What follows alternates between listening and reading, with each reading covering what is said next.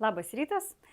Šį rytą mes pristatome antikvarinį gaivos ąsotį, kuris yra gamintas Amerikoje. Rožinio presuoto stiklo technologija iki 41 metų. Nuo 19 iki 41 buvo populiari. Šis rinkinys gamintas yra 30 metais Amerikoje ir puoštas vadinamas rojaliais, tai yra karališkųjų nėrinukų raštais. Iškiliaisiais karališkųjų nėrinukų raštais, tai pabraukę ranka visada tą raštą matysite. Tuos karališkosius nėrinukus.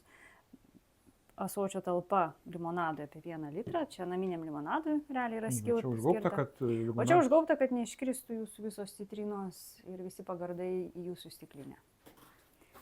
Stiklinės po, jei neklystų, po 220 ml ir 1 litro ąsotis. Žodžiu, tokio antikvarinio rožinio presuoto stiklo jūsų stalui atsigaivinti, kas mėgsta daryti naminį limonadą, įdėti ledukų, citrinų, cukraus ir mėtų ir tokį gaivų gėrimą, tai čia būtent tam ir yra skirta. Dar paimsiu ranką, galėsim pafilmuoti iš arčiau.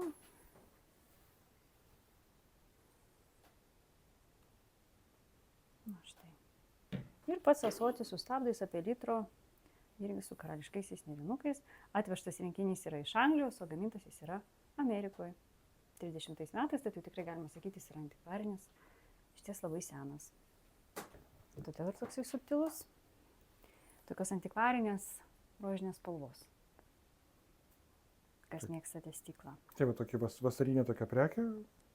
Praktiškai, tiek, kiek ji yra išskirtinė savo esybę, kas yra ir iš kur, taip jinai yra ir praktiška. Ir dekoratyvu, ir visiškai praktiška.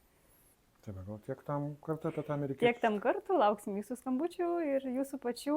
Praleiskime vasarą kartu, filmuojam kasdien, džiaugiamės kasdien, būkite kartu. Iki.